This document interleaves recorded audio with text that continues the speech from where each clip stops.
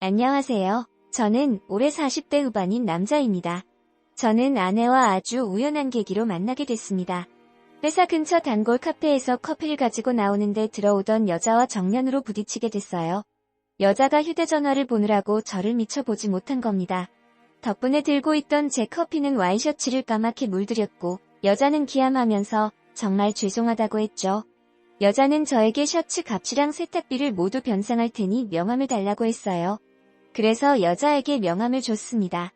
솔직히 셔츠 값이랑 세탁비 때문에 여자에게 명함을 준 게 아니에요. 여자를 처음 본 순간부터 느낌이 괜찮았어요.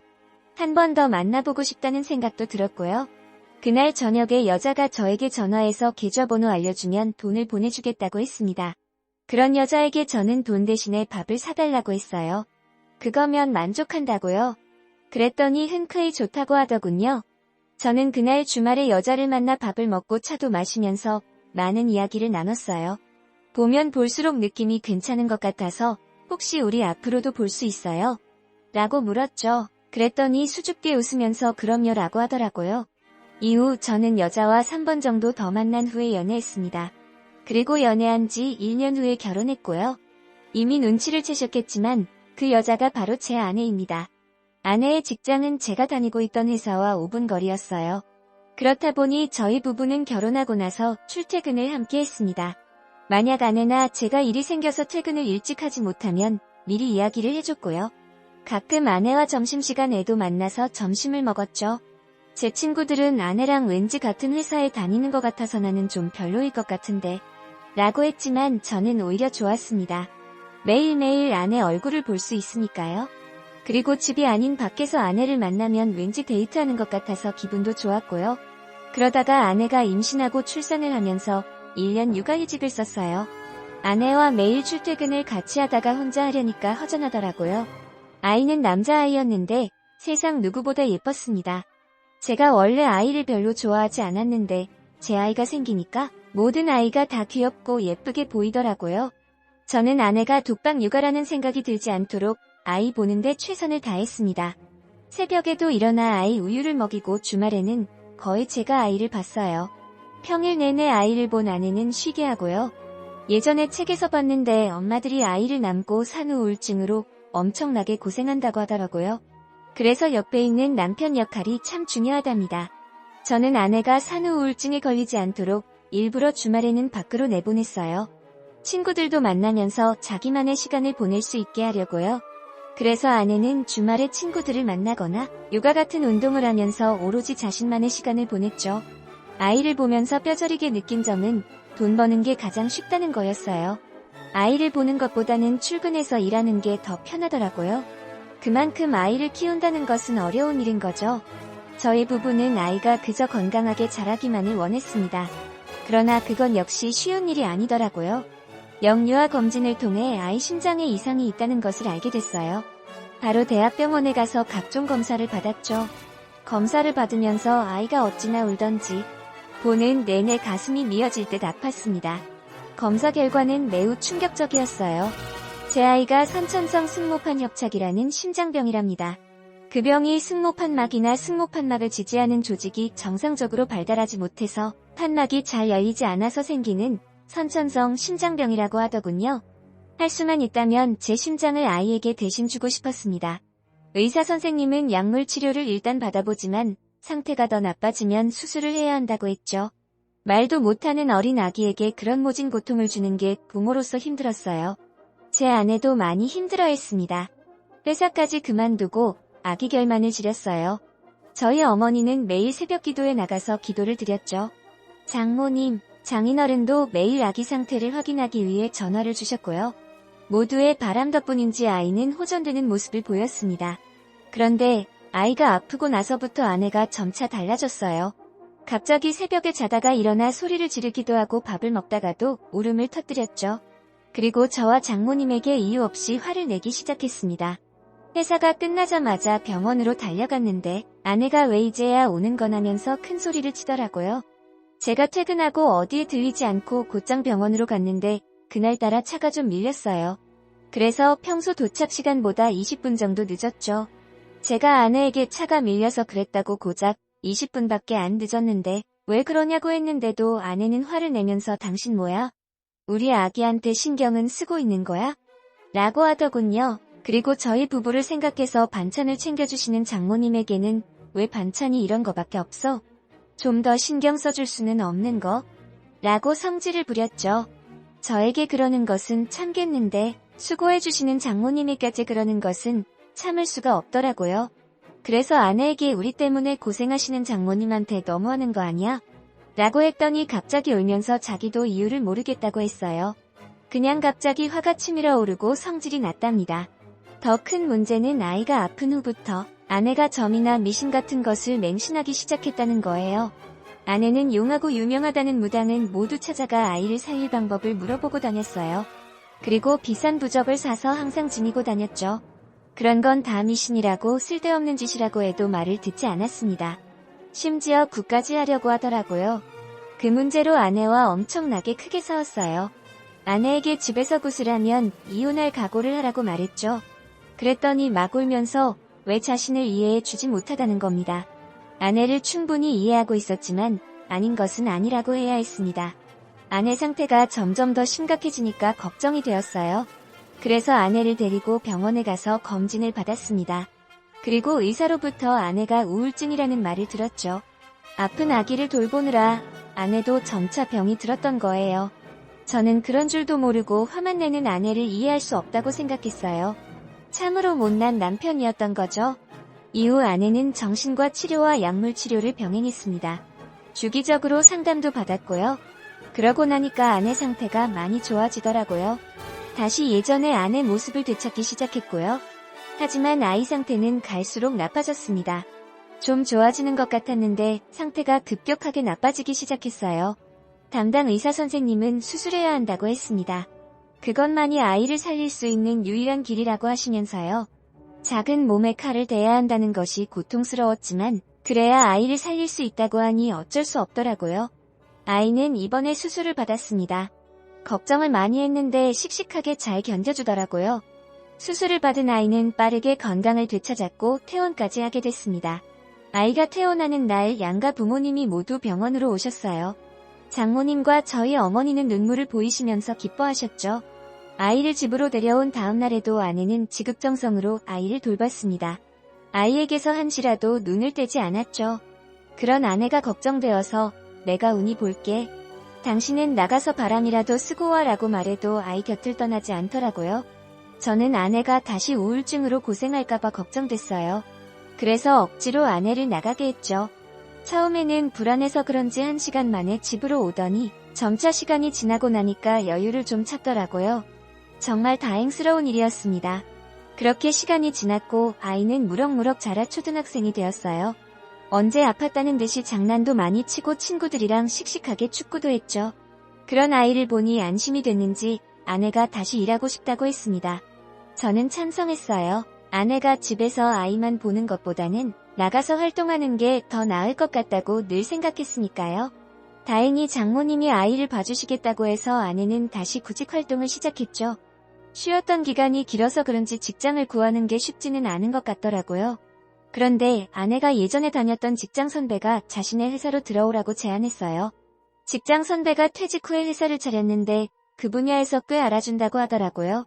아내는 직장 선배 회사에 들어간 후 열심히 일했어요. 금방 회사 일에 적응하고 차차 능력을 펼쳐나갔죠. 일 때문에 아내가 야근하는 날이 많았지만 괜찮다고 했어요. 야근하는 아내가 아이에게 미안한 마음이 들지 않도록 일찍 퇴근해서 아이를 봤어요. 그리고 저희 부부를 대신해서 아이를 봐주시는 장모님에게 자주자주 맛있는 것도 사드렸고요. 그런데 한 가지 신경 쓰이는 점은 바로 아내의 직장 선배였어요. 같이 일을 하니까 어쩔 수 없이 붙어 다녀야 하는 건 이해하겠는데 친해도 너무 친했어요. 아내 말로는 전에 다녔던 직장에서도 많이 친했대요. 아이가 아파서 아내가 우울증으로 고생할 때도 가끔 전화해서 힘이 되는 말을 해줬다고 하고요. 그런 점은 참 고마운데 지나치게 친하니까 약간 신경이 쓰이더라고요. 전에 한번 저희 부부랑 직장 선배랑 같이 저녁을 먹은 적이 있었어요. 고급 레스토랑으로 직장 선배가 저희 부부를 초대해 준 거였죠. 그런데 저녁을 먹으면서 아내랑 직장 선배가 너무 다정하게 이야기를 나누는 겁니다. 두 사람만 하는 이야기를 하다 보니까 제가 낄 틈이 없었어요. 그래서 저는 묵묵히 식사만 했죠. 뭐가 그렇게 즐거운지. 아내는 계속 까르륵 웃어대며 직장 선배와 대화를 나눴어요. 어깨를 만진다거나 옷에 묻은 머리카락을 떼준다거나 하는 가벼운 스킨십도 하고요. 그 모습을 보는데 조금 불쾌하더라고요. 집으로 돌아가는 길에 아내에게 그 선배랑 많이 친한가 봐 라고 했어요. 그랬더니 눈치도 없는 아내가 웃으면서 엄청 친해. 나를 제일 많이 이해해주는 사람이야 라고 하는 게 아니겠어요? 그 말을 듣고 발끈해서 당신을 가장 많이 이해해주는 사람이라고? 그럼 나보다 그 선배가 더 잘 이해해준다는 거야? 그랬더니 아내가 그런 말이 아닌데 왜 그렇게 듣나면서 오히려 저를 나무라는 겁니다. 서럽더라고요. 바쁜 아내를 위해서 나름 외조한다고 노력했는데 그 노력을 알아주지 않는 것 같았죠. 저는 아내에게 그렇게 들면서 나도 당신을 위해서 많이 노력하고 있는데 그 노력들은 다 보이지 않느냐고 했어요.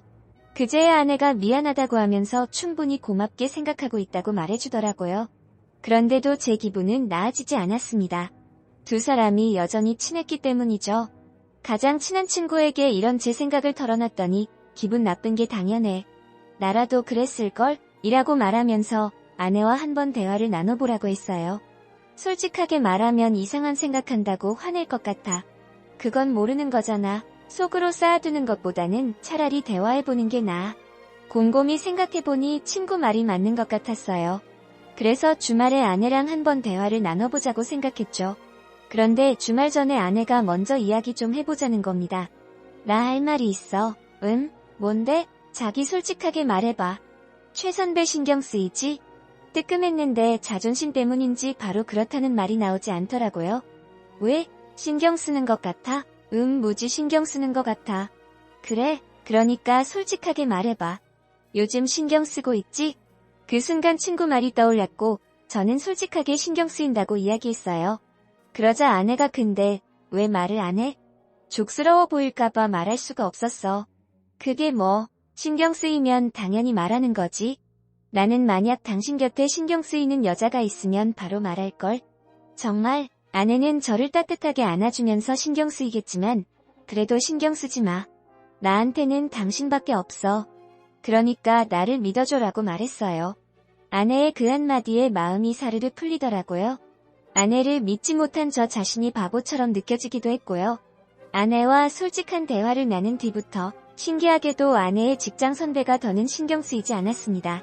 그만큼 아내에 대한 믿음이 생긴 거였죠. 제가 신경을 쓰지 않으니까 아내도 안심하고 회사 일에 더욱 집중하더라고요. 그러던 어느 날이었습니다. 아내가 상의할 문제가 있다고 하더라고요. 상의할 게 있다고? 뭔데? 부산으로 출장 갈 일이 생겼어. 근데 좀 길게 갔다 와야 할 것 같아. 얼마나? 한 2주 정도? 일주일도 길게 느껴지는데 2주나 되다니 선뜻 잘 다녀오라는 말이 나지 않았습니다. 제 생각을 눈치챈 아내는 너무 길지? 그래서 나도 일주일로 줄일 수 없느냐고 물어봤는데 안 된다고 하더라고. 저는 지금 당장 대답할 수 없다고 생각할 시간을 달라고 했어요. 안녕하세요. 저는 올해 40대 후반. 그러자 아내가 충분히 생각해보고 대답해달라고 하더라고요. 이후 저는 아내 출장 부분에 대해 고민했습니다. 어쩔 수 없이 다녀와야 하는 일인데도 불구하고 고민이 되었어요. 그 부분에 대해 장모님에게도 이야기했더니 어두운 표정으로 꼭 다녀와야 하는 일인 건가? 라고 물어보시더라고요. 그렇다고 하더라고요. 제 말에 장모님은 깊은 한숨을 내쉬면서 그러면 갔다 와야지라고 하셨어요. 그러면서 자네가 그동안 고생 많이 하겠네. 뿐이는 걱정하지 마. 내가 잘 볼 테니까 라는 말로 저에게 힘을 주셨죠. 아내가 걱정 없이 출장을 무사히 다녀올 수 있도록 도와주는 게 최선인 것 같았습니다. 잘 다녀오라고 말해줬어요. 아내는 고맙다고 하면서 아이랑 장모님을 잘 부탁한다고 했죠. 아내가 출장을 간 후 장모님은 2주 동안 저희 집에서 머무시면서 아이를 봐주셨습니다. 장모님에게만 아이를 맡길 수가 없었던 저는 최대한 일찍 퇴근하려고 노력했어요. 그리고 장모님이 아이에게만 집중하실 수 있도록 모든 집안일은 제가 했습니다. 저녁을 먹은 후에 장모님이 설거지를 하려고 해도 필사적으로 막았죠. 매일 아내와 영상통화를 하면서 자는 아이의 얼굴도 보여줬어요. 가족이 정말 많이 보고 싶다고 하면서 최대한 빨리 일을 끝내고 돌아오겠다고 했죠. 그러던 중 갑자기 화장실에 가고 싶어서 새벽에 일어나 거실로 나갔어요. 화장실 가기 전에 아이 방에 들어가 자는 아이 얼굴도 한번 확인했죠. 그리고는 화장실에 가려고 하는데 장모님이 주무시는 방에서 이상한 소리가 들리는 겁니다. 굉장히 고통스러워하는 신음소리였어요. 그 소리를 듣고 놀라서 방으로 뛰어갔더니 장모님이 배를 움켜쥔 채로 몹시 괴로워하고 있었습니다. 장모님, 괜찮으세요? 제가 달려가 장모님 상태를 확인했는데 거의 정신을 잃으신 것 같았어요. 저는 바로 휴대전화로 구급차를 불렀습니다. 그리고자는 아이를 업고 장모님과 함께 응급실에 갔어요. 응급실에 있던 의사 선생님이 장모님에게 증상이 어떤지, 어디가 가장 아픈지 묻는데 장모님이 대답하지 못하시는 겁니다. 너무 아파서 그런 줄 알고 의사 선생님에게 일단할 수 있는 검사는 모두 해달라고 했어요. 그런데 장모님이 그럴 필요 없네 라고 하셨어요. 그게 무슨 말이냐고 했더니 당신이 왜 아픈지 잘 알고 있다고 하시더라고요. 의사 선생님이 그 말을 듣고 무슨 지병이라도 있으세요? 라고 물어보셨어요. 그러자 장모님이 고개를 끄덕이시면서 그러시더라고요. 위암이라고요. 의사 선생님은 장모님의 말을 확인하기 위해 검사를 진행했고 검사 결과는 장모님이 말씀하신 대로 위암이었습니다. 장모님이 응급실에서 진통제를 맞으면서 저에게 그러시더라고요. 절대로 아내한테는 말하지 말아달라고요. 그게 무슨 소리예요? 장모님, 가족들한테 말하고 치료받으셔야죠. 이미 정기적으로 방사선 치료를 받고 있어. 근데 의사가 수술해야 한다고 하더라고. 그럼 당연히 수술 받으셔야죠. 당장 입원해서 수술 날짜 잡아요. 장모님. 그럼 우리 훈이는 누가 보고? 그 말에 울컥해서 지금 아이가 중요한 게 아니잖아요. 장모님 아픈 게 저는 훨씬 더 중요해요. 당장 수술 받으세요. 라고 말했습니다. 장모님은 일단 방사선 치료를 좀 더 해보고 결정해도 늦지 않는다면서 절대로 아내에게는 말하지 말라고 했어요. 장모님이 위암으로 고통스러워 하시는데 아이를 맡기고 출근할 수가 없었습니다. 그래서 회사에다가 사정을 말하고 2주 동안 휴가를 받았어요. 장모님은 그럴 필요 없다고 하셨지만 그래야 제 마음이 편할 것 같아서 그랬습니다. 저는 당장이라도 아내에게 모든 사실을 알리고 싶었지만 장모님이 막으셨어요. 부산 가서 고생하고 있는 딸에게 짐이 되고 싶지 않다면서요. 그럼 아내가 출장에서 돌아오면 말하자고 했는데도 장모님은 시간을 달라고 하셨죠. 그러던 중 장모님이 저에게 한 가지 부탁이 있다고 하셨어요. 무슨 부탁이냐고 물었더니 현재 장인어른과 장모님이 사는 집 명의가 본인이라고 하시면서 그 집을 제 이름으로 돌려주겠다고 하시는 겁니다. 갑자기 왜 그러시냐고 했더니 대신 나 죽으면 우리 남편 좀 돌봐줘라는 요구를 하셨어요. 그 요구에 너무 충격을 받아서 왜 벌써 그런 말씀을 하세요? 수술 받으면 분명 좋아지실 거예요. 라고 소리쳤어요. 그랬더니 장모님이 눈물을 흘리시면서 그러면 좋겠는데 만에 하나라도 내가 잘못되면 자네 장인어른이 걱정돼서 그래 라고 하시더라고요. 장모님 말씀에 마음이 찢어질 듯 아파서 저도 같이 울었습니다. 장모님은 계속 저에게 장인어른을 부탁하셨고 거절할 수 없었던 저는 결국 장모님 말에 넘어가 알겠다고 했습니다. 그제야 장모님은 안심했다는 듯이 웃으시면서 고맙다고 하셨죠. 저는 최대한 장모님이 무리하지 않도록 신경 썼습니다. 그리고 아내가 전화해서 장모님 안부를 물을 때마다 이를 악물고 애써 웃으면서 잘 지내신다고 말했어요. 장모님이 매주 수요일마다 방사선 치료를 받는다고 하시길래 저도 동행했습니다. 알고 보니 장모님이 그동안 몰래 다니고 계셨더라고요. 아이가 학원에 간 사이에 치료를 받으셨답니다. 장모님이 받는 방사선 치료는 한눈에 봐도 고통스러워 보였어요. 장모님도 치료받으시면서 무척 힘들어하셨고요. 담당 의사 선생님은 하루라도 빨리 수술을 받게 해야 한다고 하셨죠. 의사 선생님에게 그 말을 듣고 바로 장모님을 설득했는데 아내랑 장인어른 때문인지 선뜻 수술을 받겠다고 말하지 못하시더라고요. 그냥 두고 볼 수는 없었습니다. 그래서 고민하다가 장인어른에게 먼저 사실을 털어놓기로 했죠. 그런데 중간에 일이 터지고 말았습니다. 장모님이 저희 집에서 쓰러지신 겁니다. 저는 바로 장모님을 모시고 병원에 갔어요. 그리고 장인어른에게도 사실을 알렸죠. 한 걸음에 병원으로 달려오신 장인어른은 이게 대체 어떻게 된 일이야? 라고 물으셨고 저는 그제야 모든 사실을 장인어른에게 알렸습니다. 제 말을 듣자마자 장인어른은 오열하셨어요. 그리고 진통제를 맞고 있던 장모님에게 왜 지금껏 사실을 말하지 않았느냐고 물으셨죠. 장인어른이 사실을 알게 되자 장모님은 참았던 울음을 터뜨리시면서 미안하다고 하셨어요. 당신이 대체 뭐가 미안해? 마누라 아픈 줄도 모르고 바보같이 있었던 내가 미안하지. 장인어른은 장모님을 끌어안고 우시다가 당장 수술을 받자고 하셨어요. 그런데 장모님이 대답하지 못하고 우물쭈물하시더군요. 그 모습을 보고 장인어른이 대체 뭐가 문제냐고 다그치듯이 물었더니 저희 아내 때문에 그렇다고 하시더라고요. 이제 막 자리 잡고 회사 일 열심히 하는 아내에게 그게 도대체 무슨 소리야. 당신 이러다가 잘못되면 그게 더 큰일이야. 우리 딸이 견딜 수 있을 것 같아? 당신은 우리 딸이 당신 보고 싶어서 매일 울었으면 좋겠어. 장인어른 말에 장모님은 다시 눈물을 흘리시면서 절대 아니라고 자신도 딸이랑 오랫동안 함께하고 싶다고 하셨어요. 그러자 장인어른이 그럼 당장 날짜 잡고 수술 받자 라고 하셨고 장모님은 그러겠다고 하셨습니다. 일단 저와 장인어른은 아내가 출장에서 돌아올 때까지 기다렸어요. 아무것도 모르는 아내는 출장에서 돌아오자마자 아이를 껴안고 즐거워하다가 저에게 엄마는? 이라고 물었죠. 저는 크게 한번 숨을 내쉰 후에 아내에게 어렵게 장모님에 관한 이야기를 꺼냈어요. 장모님이 아프다는 말을 듣자마자 아내는 털썩 주저앉아 하염없이 눈물을 흘렸습니다. 저는 그런 아내를 안아주면서 장모님, 수술 받으시면 괜찮을 거야. 그러니까 너무 걱정하지 마. 아내는 처가에 있는 장모님을 찾아가 왜 진작 말하지 않았느냐고 했어요. 짐이 되고 싶지 않아서 그랬어. 괜히 너희 부부에게 폐를 끼칠까봐 무서웠다. 엄마, 나는 엄마가 내 곁을 떠나는 게 무서워. 그러니까 수술 받아서 꼭 건강해져야 해.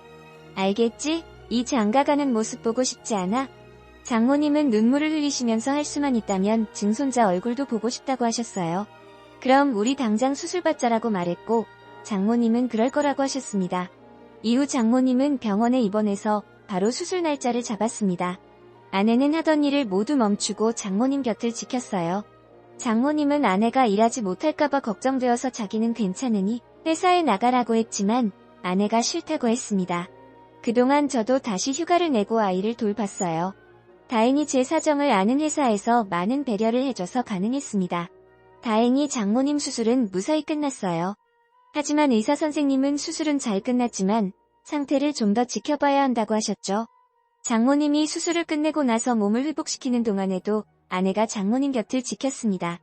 장모님은 나 이제 정말 괜찮아. 그러니까 어서 출근해 라고 했지만 나는 일보다 엄마가 더 중요해. 그러니까 나한테 출근하라고 하지 마 라고 하면서 장모님을 떠나지 않았습니다. 하늘이 도우셔서 수술 후에 장모님은 아무 탈 없이 빠르게 몸을 회복하셨어요. 담당 의사 선생님은 3개월에 한 번씩 검사를 받으러 오라고 하면서 퇴원해도 좋다고 하셨죠. 장모님이 퇴원하는 날은 날씨도 기가 막히게 좋았습니다. 아내는 장모님이 퇴원한 후에 한 달 동안 처가에서 지냈어요. 장모님을 계속 돌봐주고 싶다고 해서 제가 그러라고 했습니다. 장모님이 집에서 몸을 회복하는 동안 아이는 저희 어머니가 봐주셨고요. 현재 장모님이 수술받은 지 거의 1년이 다 되어가는데 별다른 문제 없습니다. 장모님은 요즘 매일 아침에 운동도 하세요. 예전처럼 다시 씩씩한 모습을 되찾으신 거죠. 저희 부부는 평소처럼 지내고 있습니다. 한 가지 달라진 점이 있다면 장인어른 장모님과 함께 살고 있다는 거예요. 제가 아내에게 먼저 제안했습니다.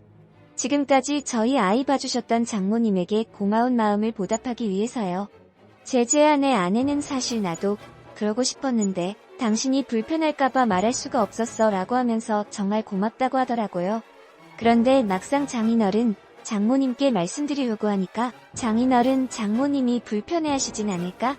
라는 생각이 들더라고요. 저는 괜찮은데 두 분이 저랑 사는 게 싫을 수도 있잖아요. 그래도 일단 두 분에게 말씀을 드려봤는데 장인어른은 좋다고 하셨어요. 바로 대답을 하지 못하시더라고요. 혹시 나랑 사는 게 불편해서 그런가? 라는 생각으로 혹시 불편하시면 솔직하게 말씀하셔도 돼요. 라고 여쭤봤어요. 그랬는데 장모님이 갑자기 눈물을 흘리시는 게 아니겠어요? 알고 보니 너무 감격스러워서 말을 바로 하지 못하신 거였어요. 장모님은 좋다고 하시면서 저에게 고맙다고 하셨어요. 제가 더 감사드리죠. 장모님, 앞으로도 잘 부탁드려요. 아니야, 내가 더 잘 부탁하네. 그 뒤로 큰 집을 구해서 장인어른 장모님과 살고 있는데 생각보다 훨씬 더 좋습니다. 아이도 무척 좋아하고 있고요. 저희 아내도 장인어른 장모님과 살고 나서부터 좀 더 편안해하는 것 같아요. 앞으로도 장모님 장인어른을 모시며 그 전보다 더 행복하게 살아가겠습니다. 그러자 아내가 충분히 생각해보고 대답해달라고